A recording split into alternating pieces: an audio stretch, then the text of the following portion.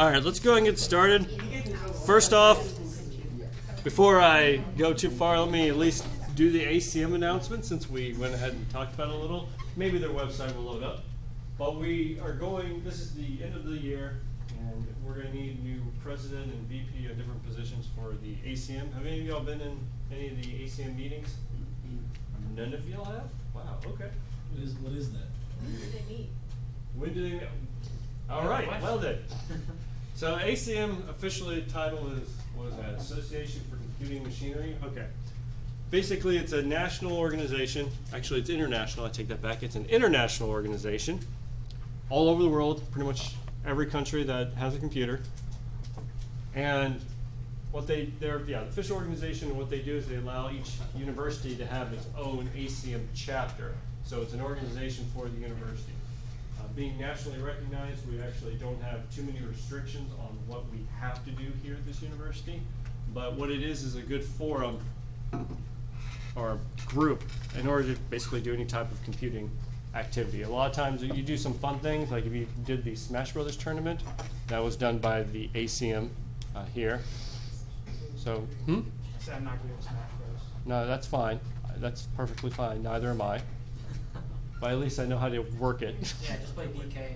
DK, no, all I do is you do Captain Falco, and if you can get one person with a Falco punch, that's all that matters. That's all that matters. You just get one person, you've done your job. You can scream, oh! Or just sit there and spam the lightning bolt too.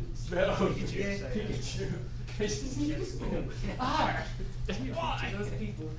Or just be Donkey Kong and slap the ground over and over and over. Okay, it sounds like we need to do this. All right, so y'all are both president, VP. Which one's president? Oh yeah, you are, because you're not going to do anything, and you. No, I want to be the president. You're the president, okay, and you're the VP. Okay, great. Whoa, So, I will do it. all right. So in addition, Secretary has to do it. we just keep delegating down. Okay. All right.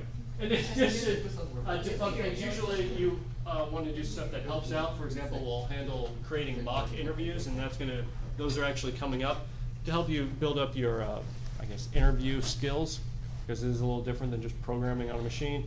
Also, if there's any type of presentation you think would help students out, like we used to have like Git presentations to help students learn Git because they were having a couple of issues in classes. Maybe some other technology you'd like to present.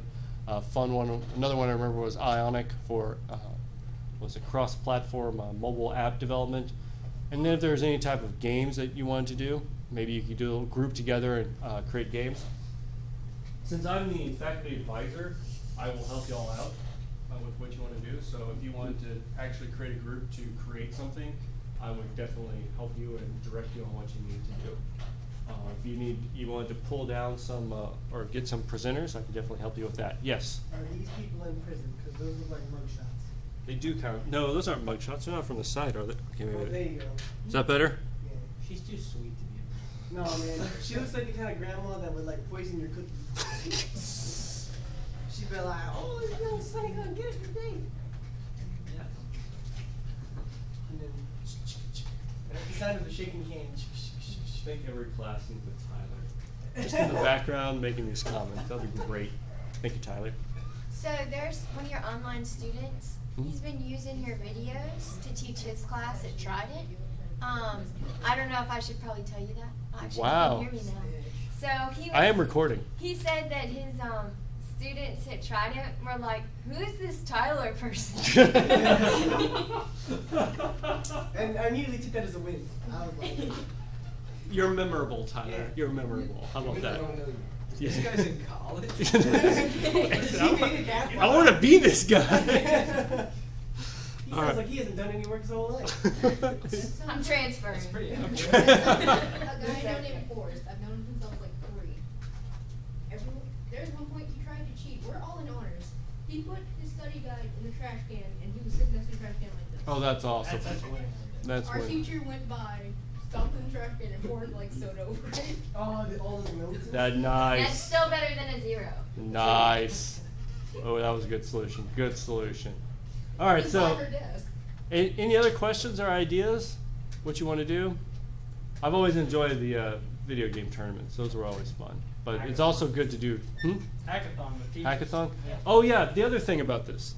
I'm glad you mentioned that because I almost forgot. Let's see. ACM programming competition. So ACM it's an international programming competition. All right. South So Dakota, look at that. last time was South Dakota. All right. Well, before that was Thailand, and Thailand. And they've done it. Yeah, this time it's actually in the U.S. Most of the time it's not. Wait, So so you- it's in Rapids? Oh, I would not, yeah, no. It was Yeah, in who would go to? I've well, already anyways. been there plenty of times, I don't wanna go back. Oh, you don't like it? Okay. Well, actually, Rapids is pretty good. So let's go regional finder. Now, the way this actually works is it's first done by region. So we're in North America. For some reason, Mexico's not north. We're in the southeast. There we go. And so last time it was on November 4th and 5th. What's beautiful about this region is the college. There are 4 colleges that host them, and one of them is College of Charleston. So we don't even need to go very far to do the regional competition. And so during the regional competition, have any of y'all done Hacker Rank or Top Coder or? Maybe we should do those one day.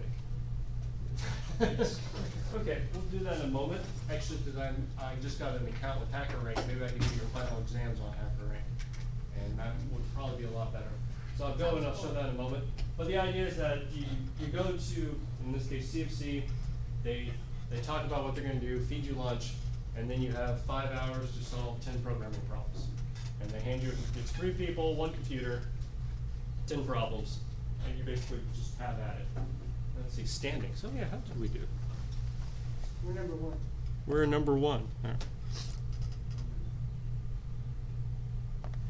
So first off, UCF usually wins. You see a Badlands.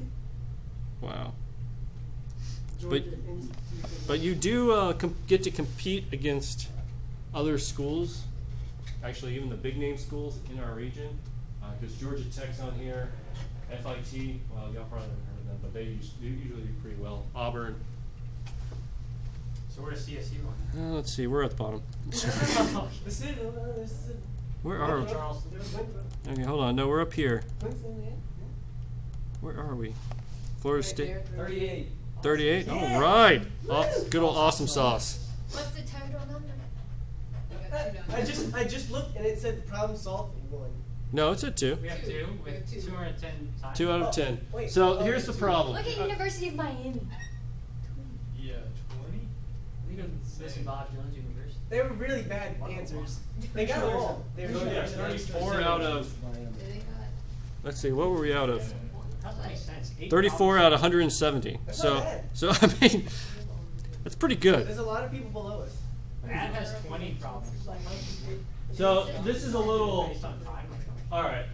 So there's a little problem here. 7 seconds to do. What our region does, and I actually do not like this at all, is they have Division 1 and Division 2. And Division 1 problems are the real problems. Division 2 problems are not as real. They're dumb. They're easier. Just kidding. They're a lot easier. Yes, if I did Division 2, I would quit out of sheer boredom. Or would you finish so fast? Is what I'm asking. No, because there's 10 problems. Actually, it's probably 12, and I'd just be tired of doing it. All right, write a loop that does this. Yeah, stuff like that. So, So but are we in Division 2? we're in Division 1 because well, what I do is usually when we start, I ask y'all which division do you want to be in. So far, the team has always chosen Division 1. Division 2 can never go to Worlds. Period. So what's a sample Division 1? I like the to make it known that So is this what the you do in Auburn the team competitive is programming Georgia class? Tech. Okay, in that programming class, the competitive programming, one of the goals is to do well during this competition. There are other competitions we attend, but this is the big event. This is the main event. With Ryan Stansfer. Thank you. All right, let's see. Intro, problem set. You want Division 1 or Division 2? One. All right, let's see. Some of these are easy, some of them are hard. We got a buggy robot up in here. What's pain? Which one do you want? Some are really hard, next to impossible. Others are real easy. Anyone? Pain. Paint. Paint. Sorry, I'm asking. I didn't hear you. You are painting a fence within slats, numbered 1 to n. There are K painters willing to paint a specific portion of the fence. However, they don't like each other. And each painter will only paint their portion of the fence if no other painter overlaps their portion. You want to select a subset of painters that do not conflict with each other. So in order to minimize the number of unpainted slats, for example, suppose there are 8 slats and 3 painters. One painter wants to do 1 through 3, one wants to do 2 through 6, and one wants to do 5 through 8. By choosing the first and last painters, you can paint most of the slats, leaving only a single slat for unpainted with no overlapping painters. So the inputs, they're going to give it to you, single test case. The first line, 2 integers, n, which can go from 1 to 10 to the 18th, and k, 1 to 200,000, where n is the number of slats and k is the number of painters. Each of the next k lines contain 2 integers, a and b, indicating the painter wants to paint all the slats between a and b. Output a single integer, which is the smallest number of slats that can go unpainted with an optimal selection of painters. The answer should always be good. What? The answer should always be good. Not necessarily. What if I give you the slats are from 1 to 200, and I give you one painter that can go from 1 to 100? Then the minimum number is just 100. That's an awful painter. He is an awful painter. He just said, oh, there's 100. Done. Clock out. Clock out. All right. That's probably about a medium size for Division 1. Anyone have an idea how to solve this one? Yeah. How? Program.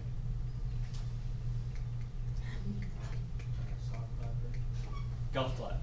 I'm gonna say it has something to do with the last 2 lines of the input section there. Well, how do you find the optimal collection of painters?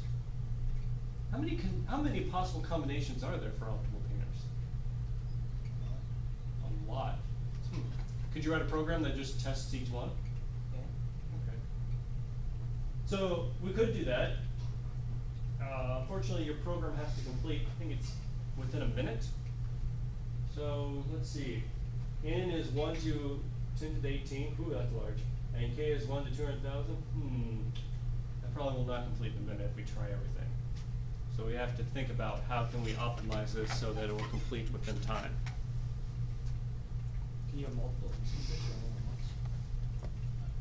Oh, only once? no, I see what you're saying. No, single-threaded in this case. Plus, you don't want to do multi-threaded programming under competition. That would drive you nuts. Is that going to rely on an input for like, or is it just random? Are we supposed to randomize what each painter wants to paint? No, the input tells you what each painter is willing to paint. It tells you how many slats there are, 0, 1 to some number, how many painters there are, and then what each painter is willing to paint. So you could say that you could add up the different number of painters and like the different options of painters and see which covers the most slats. Right. So you could start putting them together, see who covers the most slats. And just put all those guys together. Right, but you can't just. If possible. They don't So, like each other. so this is actually what we talked about in my programming class. This is a dynamic programming course or programming problem. Basically, you start with the first painter, and if you have a collection of just the first painter, what's the optimal solution? Okay, just choose him. Then you need to go basically, let's add the second painter. Which is better when you add the second painter and you have 0 through 8 slats? Is it better to have the second painter or the first painter? Second. Just the second, okay. Now you go to the third painter, and the question is, you have to basically memorize your answer. I'm going to talk about memorization here. But if you have the third painter, and your previous answer was 2 to 6, you also have to keep track that if you are you have to also keep in track when the optimal solution is only the first painter. And that's a little hard to explain without doing full DP, because if you only have 3 slats, obviously the first painter is the way to go. But if you have 8 slats, then the second painter is the way to go. So what you do is you say, okay, only with 3 slats, is it better to do just the first painter and then maybe the second and the third? And you kind of have to memorize your answer and build it up. But is there an infinite number of possible painters? no, the number of painters is from 1 to 200,000. So I mean, the input could be up to 200,000 painters. 200,000 painters, and you could have up to 10 to the 18th number of slats. That's a good bit. Yeah, that's why just trying every possible combination is not going to work. It's a long fence. That's why they made it so big, I guess. You can't just loop through it. Yeah, you just can't loop through it, no. So this one's dynamic programming, but it can be done. I want to see the very last one. The last one's not the hardest. Yeah, let's see the hardest. Let me see if I can find. The water one was actually not that bad. The long zigzag. No, this one is. No, that one's easy. That one's an easy one. They're not periodic, not paint. Islands wasn't that bad. Intense. Illumination. Closure was just evil. Buggy robot.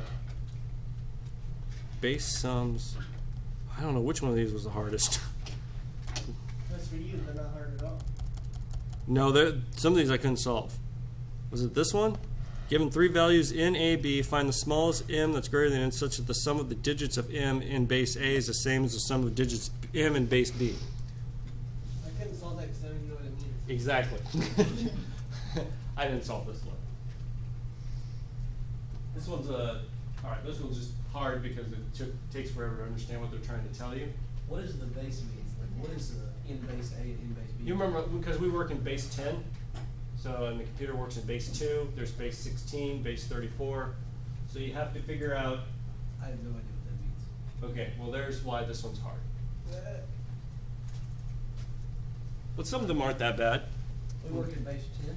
Yeah, we work in base 10, because all our digits are from 0 to 9, that's 10 selection, 10 to choose from. If it's base 16, you usually say that's from 0 to F, because that's 16 different characters per digit. Base 2 is just 0 and 1, because you only have 2 characters. So here's an easy one. A string of lowercase letters called alphabetical if the same number of letters can be deleted so that only letters remain are A to Z in order. So given a string S, determine the minimum number of letters to add where the given makes it alphabetical.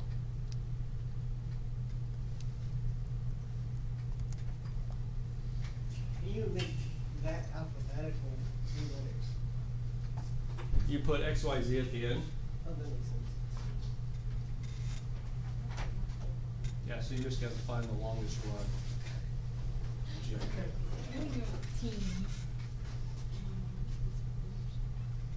All right. So enough with the programming competition, but that's what the competitive programming. We'll talk a little bit more about that later. Any other questions about ACM? Please email me if you wish to take a position, president, VP, or you wish to do something in it, and we'll go from there. Hopefully there'll be an announcement for the last ACM meeting. Also on April 21st, which is a Friday, they will be doing mock interviews. I do recommend at least starting to attend those, even though you don't have too much programming experience, just so you can get a feel of how interviews go. Because once you get the hang of interviews, there's a lot of little tricks you can do to make yourself, just sell yourself. Is this like interviews for like trying to find a job? Yes. So I think right now on Friday we have someone from, actually we have two things. On Friday we'll have someone from cybersecurity, I think Spaywar, doing some mock interviews.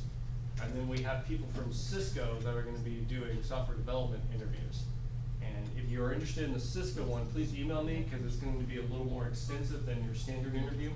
The standard one is 20 minutes to give you feedback and you're done. The Cisco one is going to show you the entire process, which is a pretty good experience. They'll do your intro interview, tell you what you need to do, and then usually after your intro, which is like online or something, they'll do a programming exercise, and then they'll probably do more of a behavioral one, like what would you do in certain situations. And I think there's a fourth one, I forgot what the fourth interview was. But there's more interviews than just one, which is very common. They do interview you more than once.